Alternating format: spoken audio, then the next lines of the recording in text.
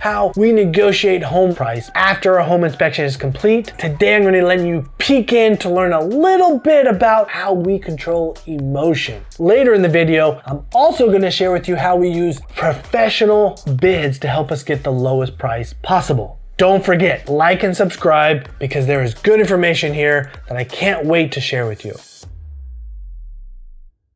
Emotion is super important. We need to strip it out, both as a real estate agent and the buyer, but let the seller and use emotion with the seller and seller's agent to help us get the best price. The very first step we have to do though is analyze the report. You, the buyer, need to look at the report by yourself first because we cannot have an item in the report pop up later on as a surprise because you will experience emotion at that point. We are trying to strip that out. You need to look at all the items. Then sit down with me as your buyer's agent and we will go over those items and we will prioritize these based on importance and based on cost and based on what your plans are. If you're gonna be remodeling the kitchen, well, guess what? Some things broken in the kitchen might not matter as well and we can still get repair money for those items. We're going to analyze all this data and then we need you to come up with, as a buyer, your ideal realistic scenario and where you think more or less this might end up. I want you to experience those feelings now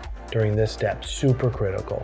After that, we're gonna go into reflecting. Okay, we're gonna first reflect on the market. Is this a buyer's market? Is this a seller's market? You need to know how deep into those types of markets they are. And the best way to do this is to have a conversation with the agent. And hopefully your agent is doing deals. The agent needs to share with you what they have done in their last few deals or over the last few months. Have they, on the seller side, had to give away the kitchen sink and pay for concessions as well to maybe even pay down a buyer's rate? And what have they been able to get for buyers? They need to share that with you and you need to absorb that information now because you need to have realistic expectations set. That as a buyer, if you cannot get the kitchen sink right now on the house that you're looking at, you need to know now, not later when you're making your decision. Now, we're gonna ask some deep questions to yourself. I wanna know, would you be willing to buy this house as is if you got nothing? Now, maybe you're not willing to buy it as is, but what's the minimum repairs or credit you're willing to take?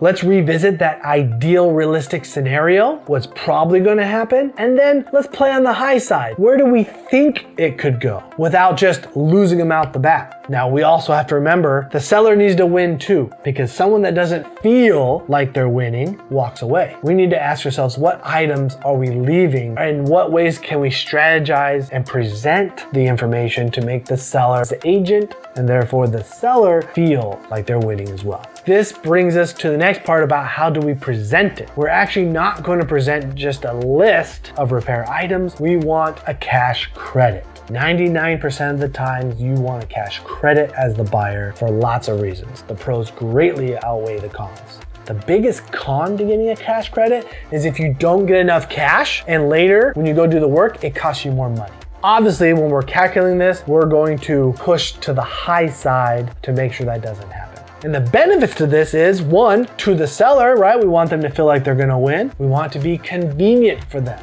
More convenient than walking away. Another part is most transactions are very time sensitive. You can't get all the repairs done in time for the closing in a lot of cases. So then you would have to push the closing back, which is not convenient for anyone. And especially as a buyer right now in this market, you might need to get that interest rate locked in. But if you're delaying the close, that might open up a can of worms. Okay? You want to be in control of the scenario, not let chaos run. And then the last and biggest benefit is you get to pick who does the repairs. If the seller does the repairs, they might do it themselves. They might pick an inexperienced handyman, or they might pick a third party, someone you wouldn't have picked because guess what? They're going with the cheapest option. If you get a pick, a lot of times people don't realize there are some repairs that you can do after you close. You can do way cheaper. Or two, there's repairs you don't even end up having to do. Either you choose to just pocket the money because you're okay living that way, or it's in an area you're going to be remodeling, right? Part of your plan. And so you also just get to pocket that extra money. You definitely want to get a credit anytime that you can.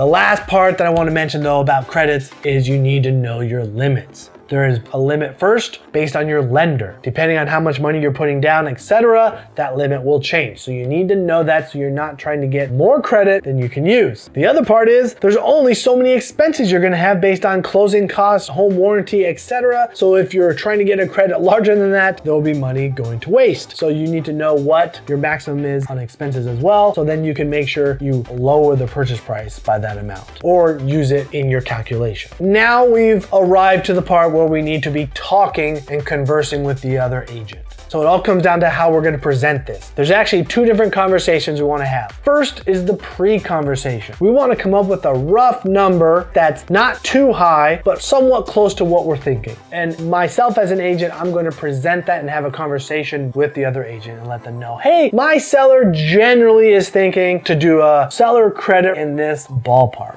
I am looking to extract information and have the seller's agent and the seller have an emotional experience. I want to find out, are we in the ballpark? Is there a big gap? Or can we go higher? And I might react during that conversation if I think there's a bigger gap or there's a lot of pushback. And this is where we want to use getting professional bids to our advantage. We didn't necessarily need them to be exact on the numbers. We want to use them to get our advantage. So this is where I'll say, well, we still have 4 to 5 days left in our inspection, so we'll go get professional bids. My main concern with that is I think those will come in higher than what we're thinking. And once my seller sees that, they're going to want more. A lot of times that's going to inspire the seller's agent to react differently and send a different message back to the seller. And if they say, hey, great, they're going to go talk to them, wonderful, and I'll wait to hear back. If we need to go get bids, now's the time. We're gonna go get those bids and we're gonna go get, within reason, expensive bids. And it's gonna be higher than what we were thinking. So that way when we come back, it will be a higher number. No matter what, whether we go get the bids or we threaten to go get the bids, we're gonna have that pre-conversation. I'll discuss that with my buyer client, and then now we're ready for the final conversation, right? We're still not even sending it in written. We're gonna have one more conversation at a higher number, hopefully, or at least an adjusted number if we're way too far away from them. But we will know that whatever number we're coming in is as high as we think we could possibly get. And we're gonna come in strong. We're gonna come in, negotiate that, and talk about all the benefits that the seller is gonna get with a fast close, with the convenience of the credit, etc. At the end of that conversation, it should be a done deal, and then just writing up the paperwork, and we're done. If you like this video, don't forget, like and subscribe, and go watch another video. We have a lot more just like this where we dig down deep. So, see you in the next one.